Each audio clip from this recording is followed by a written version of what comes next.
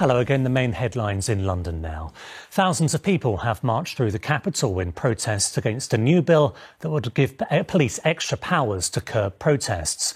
Kill the Bill, Extinction Rebellion and anti-lockdown demonstrators gathered in Hyde Park throughout the day, while Our Streets activists protesting against violence towards women gathered in Parliament Square. Police say a minority of protesters are still blocking roads at Parliament Square. A church has accused the police of going beyond their powers after two of its officers shut down their Good Friday service in Balham last night. The service at Christ the King Roman Catholic Church was stopped as officers told the congregation that gatherings with this many people are unlawful under the government's coronavirus restrictions. The church said the police exceeded their powers by issuing their warrant for no good reason, as all government requirements were met. It says all Easter church services will continue as planned. Police are appealing directly to the missing teenager Richard Okorogheye to make contact. The 19-year-old left his family home in Ladbroke Grove on the 22nd of March. He was last seen on CCTV the following day. Police have been searching in nearby Epping Forest over the past 3 days. The annual boat race between crews from Oxford and Cambridge takes place tomorrow, but for only the second time in its 191-year history, it will be outside the capital. It's set to take place in Ely in Cambridgeshire, due partly to the pandemic, but also the danger posed by Hammersmith Bridge. Vincent McAviney has this report. The boat race is always a big weekend for Putney. Rain or shine, it draws in vast crowds to see Oxford versus Cambridge. But this year, these banks will be quiet. Rowers will be on the water in Ely, partially to stop crowds and the pandemic, but also because of safety concerns over Hammersmith Bridge. It's another blow for local businesses and residents who've had their lives disrupted for over a year now with the closure. Today, some of them took to the river to voice their frustration. Headmistress Susie Longstaff, a former Olympian who coxed a Cambridge boat twice, says it's having a massive impact, not just on the school run. We love our children going out to row to get the fresh air and health benefits. At the moment, boats can't go underneath Hammersmith Bridge, so they have to turn around before that. It's going to be really congested, so with 14-year-olds trying to turn around and it's not safe. Those concerns are echoed by local boat clubs no longer able to train elite rowers.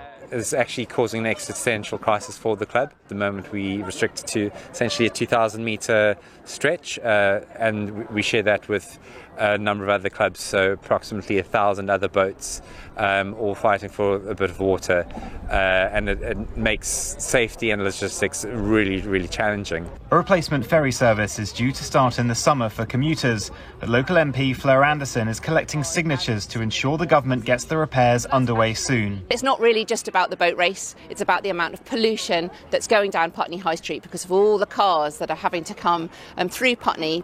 The government set up a task force, but there seems to be no task and no force.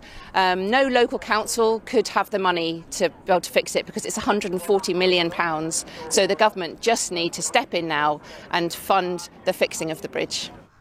Unless they do, the boat race won't be able to return, even with the pandemic gone. Vincent McAviney, ITV News. Now let's take a look at today's sport.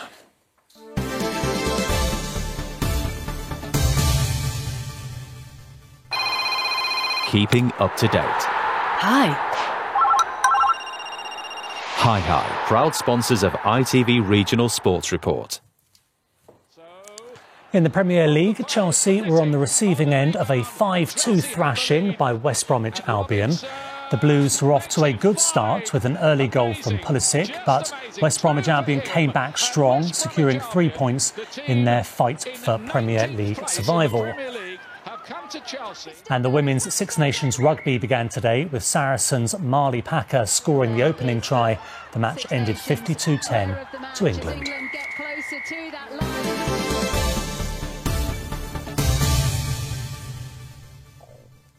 On to the weather now. Here's James Wright.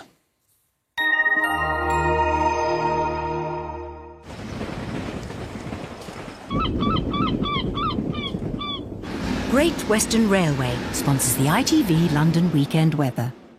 There, good evening. Hope you're enjoying your bank holiday weekend. Looks as though we're going to see some contrasting weather to come through Easter Day and Easter Monday. Tomorrow looking like a much better day, warmer day.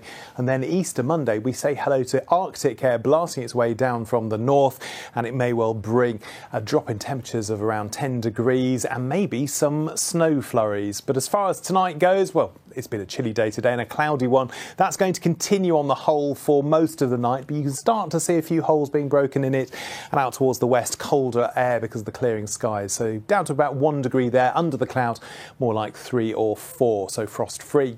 As far as tomorrow morning goes then, bit of a cloudy start, but won't be long before the cloud dissipates, and for the rest of the day it's going to be an absolute cracker with a light westerly breeze. It's going to feel lovely and warm too, up to 17 degrees in town, a little bit cooler in the outskirts, but enjoy the warm sunny weather whilst you can, because it's a one-day only offer.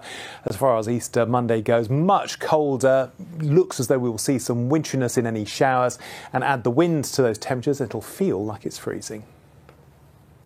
Great Western Railway sponsors the ITV London weekend weather. And that's how London's looking. Enjoy your Saturday evening. We're back tomorrow. Until then, goodbye.